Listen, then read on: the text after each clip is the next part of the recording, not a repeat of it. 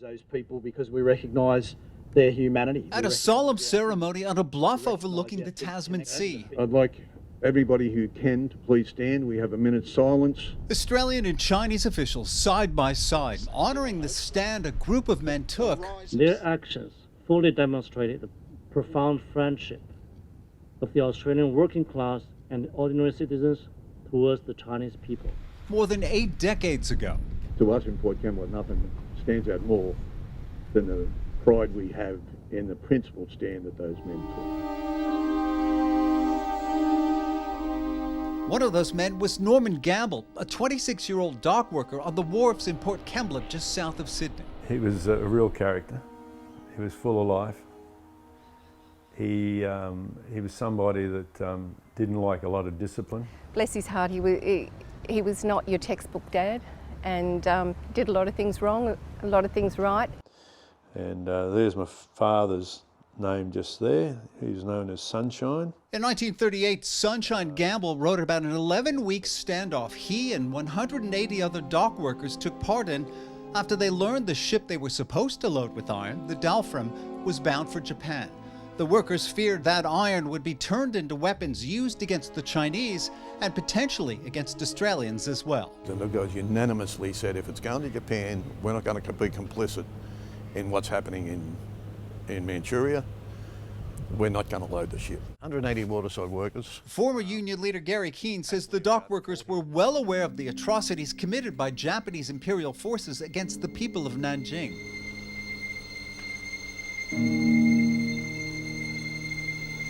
It was being broadly reported on what was going on in Nanjing, and they massacred hundreds of thousands of Chinese civilians.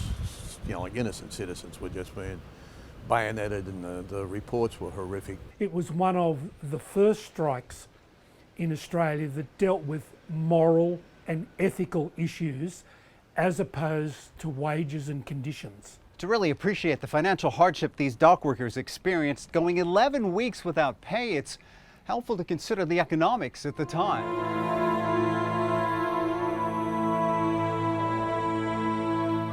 Still coming out of the Depression in 1938 in Australia.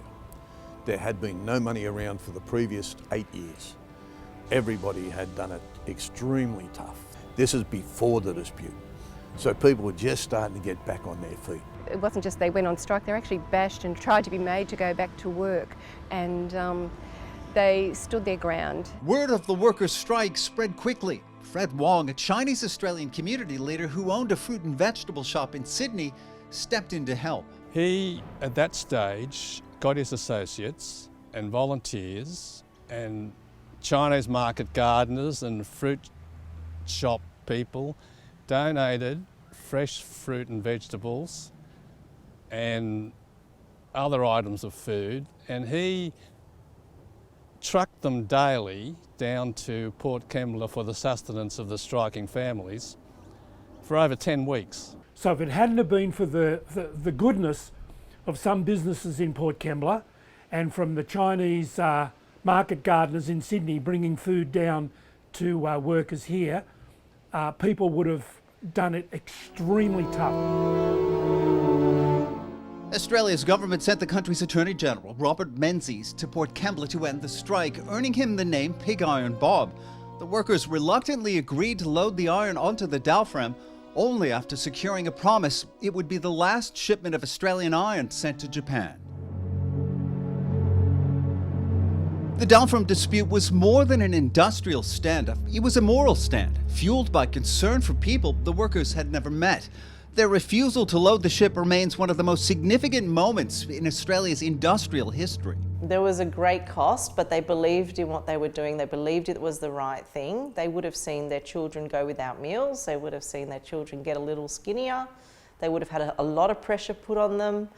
They were supported by their wives, which is always important in a strike like that. The women believed in what they were doing. I think we can put that on social media. Sandra Perez produced and directed a documentary on the dispute called The Dalfram Dispute, 1938 Pig Iron Bob, using interviews and dramatic recreations to tell the workers' story. This story is a story that most Australians should know and should be proud of. It was a story that was very selfless. It was a story that was essentially about what was happening on the other side of the world, but that the men felt strongly about, because in Australia we have always traditionally sided with the underdog.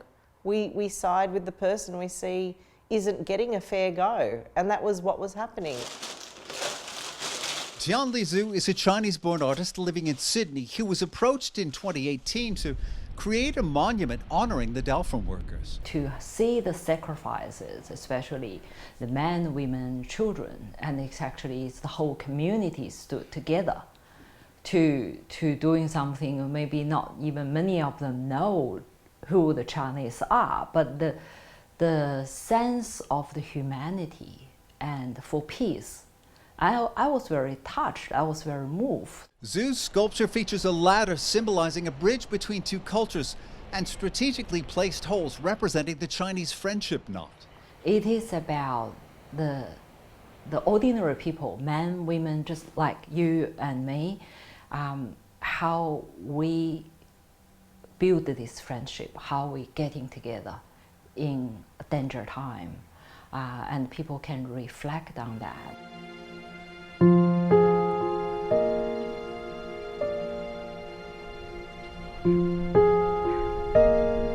The story of the Dalfram dispute may no longer be widely known, but it is certainly not forgotten, especially by the people it touched. I feel proud, you know, that they took that stand. Him and the other guys that he worked with. You know, I think it's, when you consider they could have taken the easy way out and backed down and loaded the ships and have work and getting paid for that, but they didn't. You know, as he was getting older and we talked about getting buried or where, you know, we would place his ashes, and he said to me, just throw me off the jetty over there, number 4, which was where that happened at that time. So, you know, it was something that stayed with him his whole life. They didn't have a guidebook. They could see it coming with their limited education, and they said, this is bad news. That's why people continue to gather on this bluff and lay wreaths inside the monument. When Sandra Perez did her film, Pig Iron Bob, she interviewed some survivors of the Nanjing Massacre, and she has reported that one of the few words of English that these people knew was the word Dalfram. Those workers, they are standing by the Chinese people. They are standing by the justice. Because a group of dock workers believed that taking a stand for people they had never met, no matter the personal cost, was simply the right thing to do.